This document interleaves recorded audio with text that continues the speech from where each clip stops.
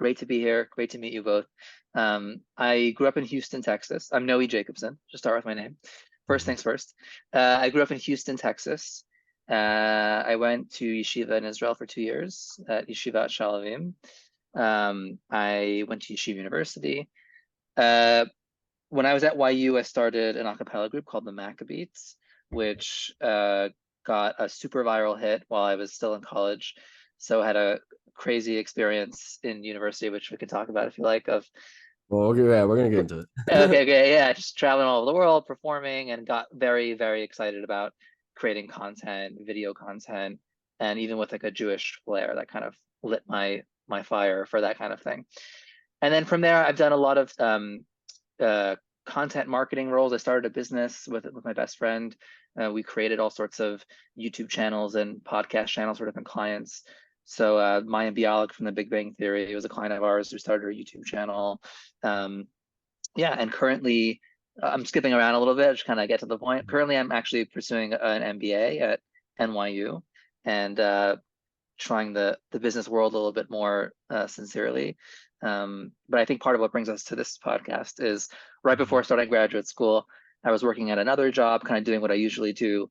And one of my best friends, Noam Weissman, who works at Open Door Media, said, I know you're going to grad school, but come spend a year just creating cool stuff, video content about Israel, about Judaism.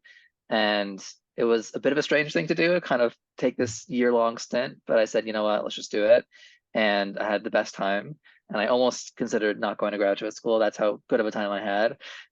But it was just a wonderful year. And one of the projects that I was responsible for was this Ten Commandments series, which again, I was the head of video. So I was producing different channels and not involved in the making it in terms of being on camera or writing scripts.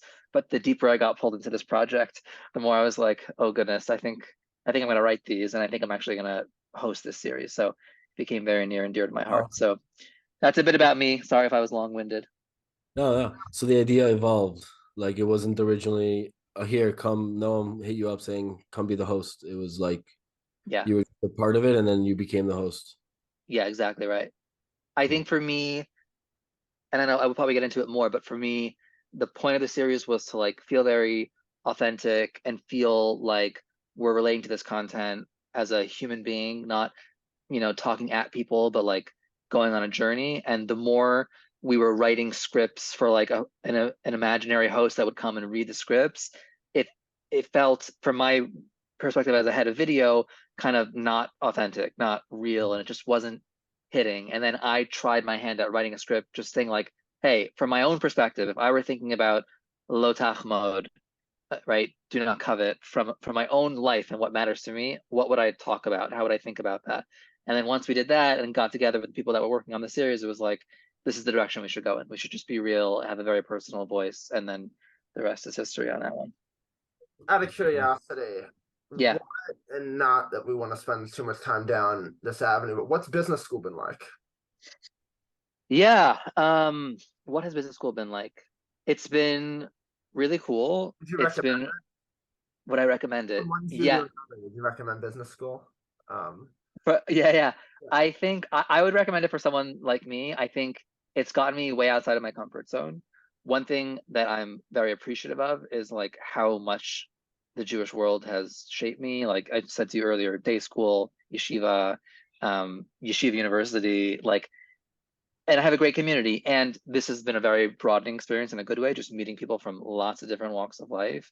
Mhm. So challenging myself in that way, challenging myself in a way that I'm a creative person. I like writing and singing and jamming and all that stuff. And like, so accounting and finance and debits and credits and balance sheets is like not the language that I speak. And it's been really cool to like put myself in an uncomfortable situation and try that stuff. And it's super useful. And like, everything's a business, right? Even the non-for-profits are businesses. Torah companies, right? Organizations. If you Yeah. think about business not as dollars and cents, but as like making a great product and marketing that product and getting it to people, it's all a business. It's not a bad word. It's a good thing. So I think, will I stay in the corporate world forever? I don't, probably not. But will I maybe come back to something a little bit more creative or entrepreneurial and bring some of those business skills? I think so. It's very expensive business school, so it needs to be a calculated. It's a calculated risk. It's not a thing to take lightly. But for me, it was worth it. Yeah. Forever a businessman. No, sounds good. Yeah. Yeah. Exactly. Let's backtrack. Big Jewish Sure. idea. What's the elevator pitch? Oh man, what is the elevator pitch for big Jewish ideas? Or escalator pitch, whichever mode is easier for you. Broken Yeah. escalator coming up from the Jerusalem train station. Yeah. Okay. Wow. Now we'll be all day. Yeah. Yeah. I should go make a coffee. Yeah. I don't know. I probably don't speak for the organization because I'm not in the organization now. I'm friends with everyone, but I'll give you my pitch is that I think Jewish ideas for me, in my experience, have been something that I have respected and know is important, but is very much over there. It's like something I know that I should learn, I should know, I should care about, and I respect it. And every once in a while, I'll get around to engaging with it. But when it comes to like my actual life, my relationships with my wife, with my daughter, with my friends, my work, my productivity, and how effective I am as a person, my health, all these things that matter on like the ground level of my life, I go to other things for that. I love self-help books, and I love productivity books, and I love business books, and that's where I'll go for the stuff that matters on my day to day. And then, on Shabbos, I'll get around to learning something, and it's nice. And the idea for me of Big Jewish Ideas is like, how do we bring that stuff, which is everything I've grown up with, and make it actually relevant and actually on my day to day? That's actually informing my relationships. That it's actually, so it's these big Jewish ideas that are almost arcane and bringing them down. And that's why the Ten Commandments for me was a great starting place, because like the Ten Commandments, it's like, again, this arcane out there thing. Like, of course it's important. Of course it's important. But like, do I live my life even once a month, twice a month, 3 times a month? Do I connect something from the Ten Commandments to my lived experience? Not for me. Maybe everyone else is, but for me, I found myself compartmentalizing. So the elevator pitch for Big Jewish Ideas is stop compartmentalizing. Like, bring those Big Jewish ideas and make them relevant to your day to day. That was Nice. where is that broken elevator, and where are we on the metaphor? I feel like I'm prepared. No, it makes sense. Yeah. Okay. Good. So obviously, you pre-recorded it and then now it's out. So I'm sure it's a little strange where like, do you feel like you're watching it and there's things that you would change that maybe now, is it like a little too late, or did it come out the way that you thought it was going to come out? I'm really happy with it. As a creative, and I'm sure you resonate with this, there's it's never finished. Like, there's always something that you could do a little bit differently, and then the perfect becomes the enemy of the good if you're not willing to just run with it and put it out there. But I guess for me, the way that I think about it is that it's not an all or nothing proposition. Like, my goal, and just to give the listeners some background, it's a series on the Ten Commandments. We go one by one through the Ten Commandments, and we're talking about them, but it's done in the style of, I don't know how familiar your listenership will be, but it's like the YouTube self-development genre. Matt D'Avella is like a personal hero of mine. He's a legend. So it's very like vloggy, filmed in and around, an apartment, and feels very trying to be funny and fast paced. And in other words, it to me felt very much not what a traditional like Torah content would look like. It's meant to be more lifestyle-y, but that's kind of the medium matching the message that we want us to have it be relevant and feel sort of every day. And the reason why I bring that up is my goal with this series was not to have someone listen to it or watch a video or two and be transformed that, oh my goodness, this is the most profound thing I've ever heard in my life. Now I can't wait to be the most religious person in the world. Like, not the goal. The goal was very, very, very simple, and I think very understated, which is, can we have a moment that some people pick up on where they find something relevant again to something that's in their personal life, and they can draw a connection to, I got some insight that's valuable from something that's in the Torah tradition, the rabbinic tradition, the Jewish tradition. If we do that, Dayenu, like, great, good. And so for me, that makes it not an all or nothing proposition. Like, were there things I might do differently? Sure. Is there something I would add here? Sure. But the goal is not to like be comprehensive. The goal is to light a spark, to borrow an annoying cliche, but I think it's a good one. Like light a spark, see a possibility that they can then go and explore more on their own, and hopefully explore more via this YouTube channel, which after the 10 Commandments, there'll be other content that they can avail themselves of. Does that make sense? Yeah. Yeah. What is Yeah. what has the response been like so far? The response has been really good from a technical so Open Door Media is sort of this company, this Jewish media company, and they do lots of different content. And one question that I've been getting from a lot of folks is, you know, they have a channel already on Jewish Unpacked that has over 100,000 subscribers. Why not just put this content sort of on that channel as opposed to starting from the bottom without any subscribers and building the way up? It's a valid question. I thought about it myself when I was at Open Door Media and thinking through the possibilities. I think even from the way that the algorithm works, but even if you don't want to go the algorithmic route, just how people are, like, you don't want to make assumptions about what people want to listen to. So Jewish Unpacked is a lot about, there's a lot of Israel content. There's a lot of, you know, his 6-Day War. What's the history of that? So is someone who's interested in the 6-Day War going to be interested in a series on the 10 Commandments? The answer is maybe, they might be. And for sure, there's definitely some overlap, but you don't want to assume that. So creating a new channel where we can sort of create a community around people who want to specifically be engaged with this content, I think is the right move for long-term success and long-term growth. The challenge is we're starting from the ground up. It's a very saturated market from a content perspective. It takes time. So, you know, we're doing a lot of efforts to sort of raise awareness around the project. I think we'll get there. And in the meantime, people that I've spoken to have been really excited about the content and really excited about a very different way of presenting this kind of material. So I've been encouraged by that. Plus my mother just nonstop clicking for the views. So she's been fantastic, you know, as usual. Vote has helped. Yeah, for sure. You got to have that. Yes. Yeah. Yeah, no, we're big followers of Unpacked. Fun fact, Noam was our first guest. Yeah, so was he really? Quite well. Well, we Back don't. when Unpacked didn't even have a podcast. That's hilarious. Yeah, he's a good man. He's really one of my best friends, and yeah, they're doing great work. They are doing great work. Amazing. So again, that's Big Jewish Ideas, and you can find it on YouTube. Is it also on the podcast platform, or it's only a visual to YouTube? This is a visual medium. Okay. But we are having thoughts now. You know, it's so interesting. I think one thing that Open Door Media does really well, and people who are in the Jewish content world or the content world in general should really pay attention to, is not just spraying the content across platforms, but like understanding what is unique about each platform. Like YouTube has a certain way about it that, you know, there's content that's good for YouTube. There's content that's good for TikTok. There's content that's good for Instagram.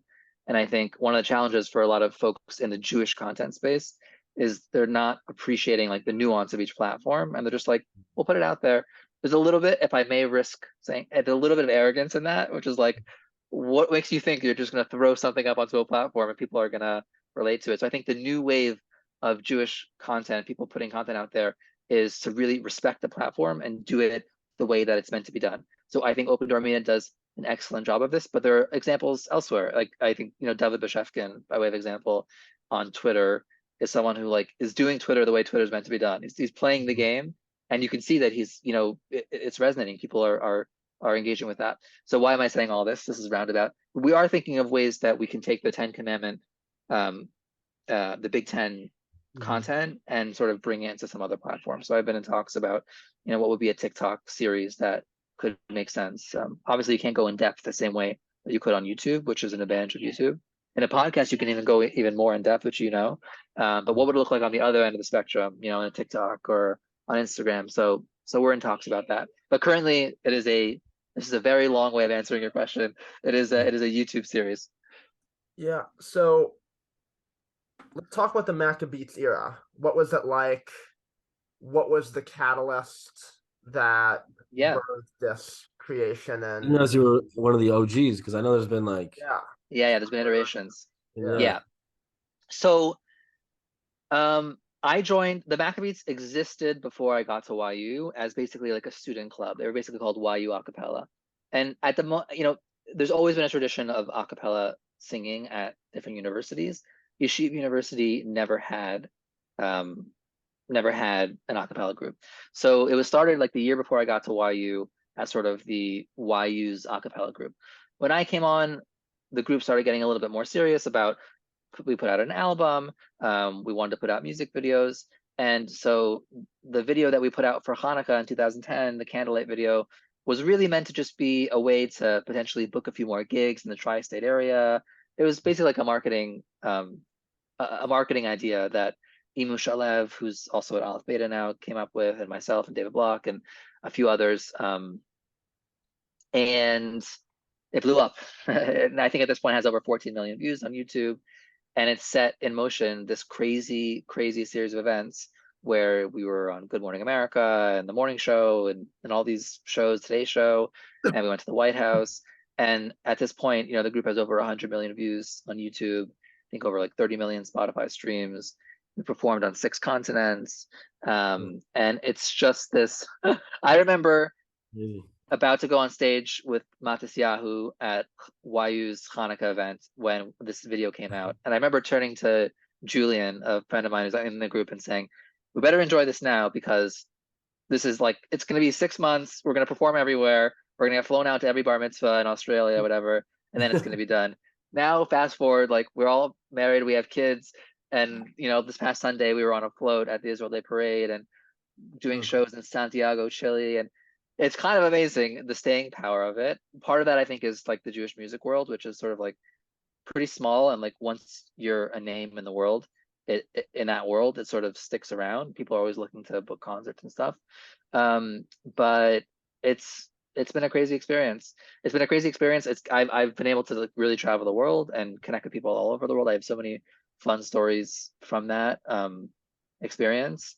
But I think that maybe connecting it to our conversation here, it's just amazing the age that we live in where you can reach people across the globe with content and connect with them. And it's just astounding. We take that for granted now, how simple that is, but like, it's not simple. It's unbelievable. Just one quick story. We did a show in New Zealand. It wasn't a show, it was a private event. It was a bat mitzvah.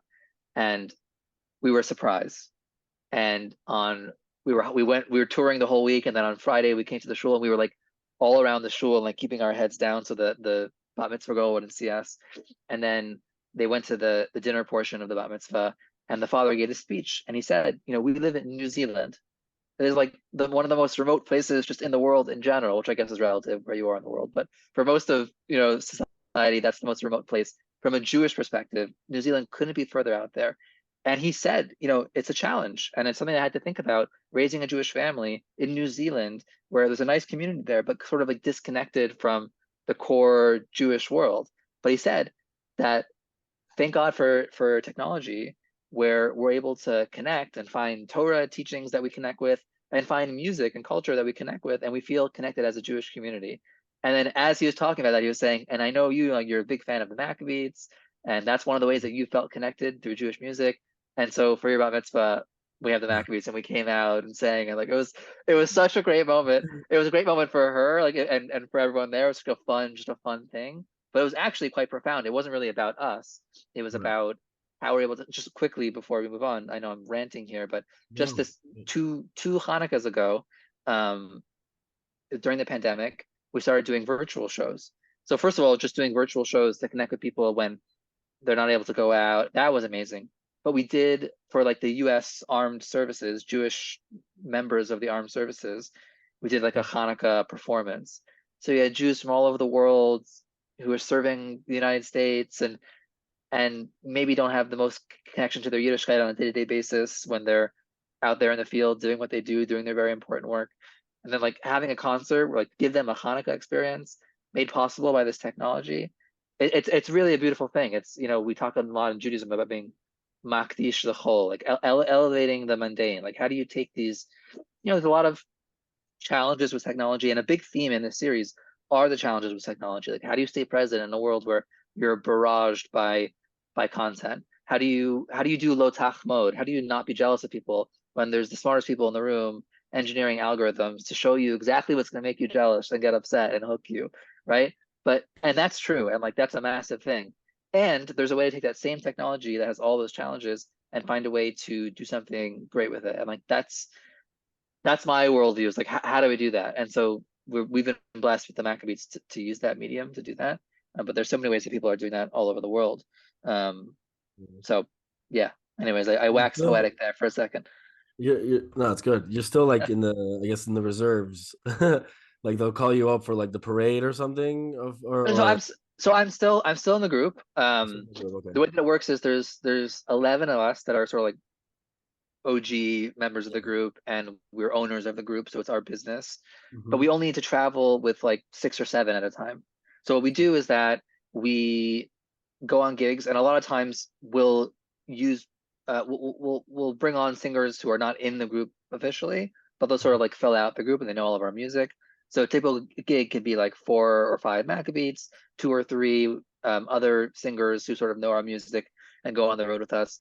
And that makes it possible to sort of be in more places than once, or to not have to go on every single gig. Like I can't go on every single gig given my schedule, but we're able to keep it moving. That's great. Yeah. So we are big Jewish history fans. Yeah. Just to shift the conversation a tiny bit, we have some fun Sure. questions to ask some of our guests. We actually haven't asked this to anyone on the show yet, so it'll be the first one. If you could go back to a specific time in Jewish history where you're gonna go, you're gonna be fine. You're gonna get the clothes of the time, and you're not gonna have a disease. You'll be okay. Where would you go back, and why? That is such an interesting question. Wow. The answer is Never Germany. Interesting, Noah. That was no. Go. What'd you say? No, I made a joke that didn't hit. Go on. I missed it. Okay. Let's think. What era of Jewish history would I go back to? I think, when did Rav Simcha Bar Rav Shischa live? 19th century? I think 19th century. I think that book, The Quest for Authenticity, I'm mixing this with another classic icebreaker question of who would you meet in Jewish history? So I'm combining the two. I think to go back to the 19th century and have a sit down with Rav Simcha Bar Rav Shischa, reading that book, Quest for Authenticity. If your listeners haven't read it, you should read it. Of just this like relentless pursuit for authenticity, relentless, dogged pursuit of like not falling into the ritual of things, but understanding, why am I doing this? Why am I doing this? Why am I doing this? What is the reason? And not falling into that, to me, is like the most important thing. It's something that pervades this series. It's kind of what it's about. Like if Shabbos is just a bunch of laws to follow and things you can't do, that's silly. There's so much about Shabbos that is so relevant to your life in the 21st century that you got to find that. So to go back to the 19th century and to experience Rav Simcha Bar and have a chavrusa with him and a conversation would be wonderful. Plus, it might maybe it's easier in 19th century to not be on your iPhone constantly and scrolling Twitter. So that would also be a nice respite. But I'm sure I'd miss some of my creature comforts from the 21st century. Yeah, no, I would love to go back to like the streets of Tzfat in the 1600s. There's a period where like all of the major like Kabbalists and rabbis that that we take so much of halacha and wisdom from, they were all there at the same time. Like we don't realize, like we kind of overlook that point. Like the Arizal or Yosef Cairo, Alkabetz, Al Sheikh, they were all there. They're all contemporaries. Yeah. Just like walk those streets, I think would be. Can I give another answer that I thought of as we were thinking on this more? As a musician, I'm just super curious about like different musical episodes in Jewish history and in Tanakh, and like what that would have been. You know what I mean? Because like Az Yashir, what would that song have been like? What would that musical experience have been like?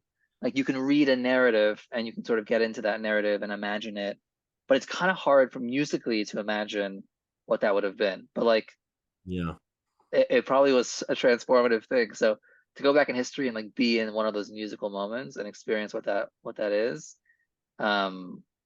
would be kind of wild, you know? Absolutely. And how far off is it musically from sort of the musical notions that we have now? And like, they say that like Birkat Kohanim, the chant that the Kohanim do, and there's some sort of connection, like Masorah connection, tradition about what that musically was. But like, how close is it to what we have now? And certainly seeing that in a temple context probably elevates the whole thing, where it's this beautiful spectacle. So I actually like my second answer more than my first answer. Let's sub it out? Yeah. All are valid. Okay, good. This Isaac, you got question, something? You what? got some- Where would you go back in time? Come on. Poland 1941. No, I don't want to like no. What would I go back Don't to? save Jews. I mean, I go back there for different reasons, but it's a good question. There's definitely like a cultural element to, be cool to be with Albert Einstein as he was asked to be Israel's first president, or when Einstein, discovered the theory of relativity, or to be alive and read in the newspaper that Sandy Koufax decided not to play that for that World Series game because of observing Yom Kippur. I mean, I think ultimately I would want to go back to. I'm from New York, born and raised. And so I would really like to see like the vibrancy of the old Yiddish theater. So Boris Tomaszewski, Joseph Rumshinsky, these sort of the contemporaries of Shalom Aleichem. I would really want to see sort of Jewish life, I guess pre-World War One, in a way. So sort of turn of the century, 19th and the 20th. That would be cool for me. Because we have little markers and emblems in the East Village commemorating those actors. And so to see them on stage in their heyday would be really cool. Nice. That's a good one. I like that. Yeah, I was just reading about that in People Love Dead Jews, Dara Horn. She talks about the Soviet Yiddish theater and how it was all just like a propaganda to make it seem like they were accepting, but it was really just like it was all BS, and in the end, those good Jews ended up, all being disappeared or whatever, however you want to say. But I learned a lot about the Yiddish theater. It's a lot. There's so much there that we don't really talk about anymore. But what a cultural like phenomenon it was. Yeah.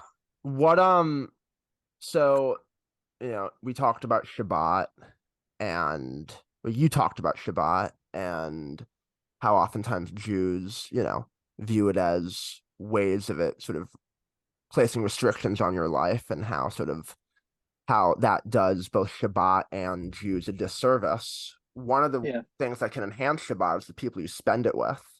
And if you had to pick any three Jews in Jewish history, past or present, to spend a Shabbat dinner with, who would they be?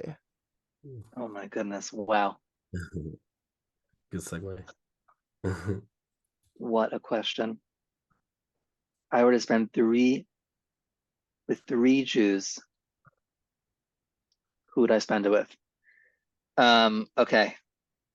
Jerry Seinfeld, to keep things funny.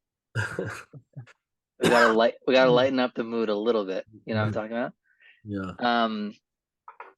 I would say Avraham Avinu, because I think that Akedat Yitzchak is sort of, for me as someone, I think that's like the most poignant episode in Tanakh for me. Actually, when I went to LA after I was in YU, I was there a couple of years, and I went to LA for a few years to do a lot of music and songwriting, and I actually taught. I am not a rabbi. I don't pretend to be. I don't pretend to be any sort of rabbinic figure or authoritative figure, anything like that. And that's part of the design of this series, is that it's not a rabbi talking at you. It's just a regular Joe Schmo talking with you about ideas. And somehow I taught a Tanakh class for 2 years, using a curriculum that Noam Weissman developed. And the cornerstone of that class was the Kedat Yitzchak, and just that notion of like sacrifice and sublimation and learning Kierkegaard and learning the Kutzker and learning all these sources, trying to understand what that was about. For me, it's like it's the moment and the episode in Tanakh that resonates most. So in addition to Jerry Seinfeld, let's put Avram Avinu there so I could sort of pick his brain on that and derive some inspiration from it. And who would the last one be? Maybe, I'm an interesting place. All of my grandparents were born in the United States. It's a little strange. Like my grandmother and grandfather on my mother's side, of blessed memory, were born in Stamford, Connecticut, and my grandparents on my father's side were born in Pittsburgh. And so I actually feel like I don't have a great handle on like what my family's life was like in the Altaheim, in Lithuania and in Poland and a little bit of Hungary. Like I don't really have a connection to that. My wife's father was born in Hungary. Her grandmother was in Auschwitz. Like her other grandmother was on the Kindertransport. Like she has this connection to what life was like in that whole different world. And there's challenges with that also, right? Like I have a lot of friends who have Holocaust survivor parents, grandparents, who it's like there's a lot of trauma that gets brought into the home, which obviously makes a lot of sense. But there's challenges to it, but there's also, I think, a benefit to it where you become familiar with what that was. And I even hear my father-in-law tell the stories of what it was like in Hungary and coming to Brooklyn and talking to my wife's other grandmother about the Kindertransport and being separated from her parents at the train, and just like harrowing stuff that makes you very present to the journey into the new world and not taking that for granted. So for my third guest, alongside Avram Avinu and Jerry Seinfeld, I'll add to that eclectic mix like one of my older ancestors, like a great great grandfather from Lithuania. Just be like, what was your deal? What was that like? Tell me about it. Nice. And little. I don't want to make it. If my parents are listening to this, I don't want to make it sound like I've not been, educated at all. And I know little bits and pieces. So for instance, my last name is, not that you asked, but I'm going to tell you. My last name is Jacobson, but actually my great great great grandfather's last name was Friedlander, and the czar was like I don't know, I'm touchy on the details here, but apparently you could hold back one son from going to the army, and once you went to the army, like it wasn't good news. Either you'd just you'd lose your way, or you die, or whatever it was. But you could keep one son back. Some people, so there's a lot of stories from back in the day of people maiming themselves to like not go to the army so that they would be unfit to go to the army. But my great great grandfather changed his last name. His father was Jacob Friedlander, so he changed his name to Jacobson, son of Jacob, and by doing so, was able to be the exception from the Jacobson family. So he's kind of tricked the system. So little things like that are just, it's good. It's easy in America, where I feel relatively comfortable, to forget that I had great grandparents who had to do things like that to ensure their well-being and the well-being of their family. So that's my third guest. Love it. Those are definitely the most thought out and unique answers we've had. It's usually the Rebbe or Rambam. Okay. Yeah. Those are like the common denominators. Okay. They would be great too. They would be welcome as well. Yeah. All right. Last question. And of course, thank you so much for joining us. Yeah, my pleasure. Again, it's big Jewish ideas, right? Yeah. Did I butcher that? No. Okay. Yeah. Sorry. No, you got it. No, you nailed it. You nailed it. And of course, there's going to be more series. This first one is on the Ten Commandments. So make sure you subscribe and check it out. So aside from promoting the show, if you had a gigantic billboard that billions of people can see, you can guaranteed billion eyes. What would it say and why? You have great questions that I was not given ahead of time, which is amazing. I love that. It's making me think on the spot. Okay, I'll tell you what it would give say. them if they ask. So okay, same reason. I will steal this line from one of my favorite YouTube channels, but I'll give my own spin on it. There's a YouTube channel called Yes Theory, and their slogan is "Seek discomfort," and that would be what I would put on the billboard. Seek discomfort. I think that my experience of life is that there's such a pull to avoid discomfort, and there are so many tools. I can't speak for the days of old, but I know that in 2023 there's just so many tools to avoid your discomfort. You can watch things, you can eat things, you can go places, you can stay busy, you can work and be productive, and a lot of times we do those things, we think we're doing them because we're being productive, but really what we're doing is avoiding discomfort. And on the other side of discomfort often are the most beautiful things and the most worthwhile things. And so my challenge to myself, and what I would challenge everyone else on the billboard, is to find those things that make you uncomfortable and dig deep. Like just one example, boredom. Like, we're so uncomfortable with boredom. We hate to be bored. Like, for me, I find it intolerable to be bored. And I know sometimes I'll like brush my teeth at night and like listen to a podcast because I don't want to be bored brushing my teeth, where it's like, whoa, you know, relax, you know, like, or not relax. See what it is that you feel that's causing you to feel uncomfortable. Go there, go into it, and you know, investigate it. And it's great. I mean, just to tie it back to what we're talking about here, it's uncomfortable to be on a video series, like talking about. It's interesting. Maccabeats. It's not hard to be on the Maccabeats because like you're singing and like you're being silly. It's not really vulnerable. It's fun. It's not vulnerable.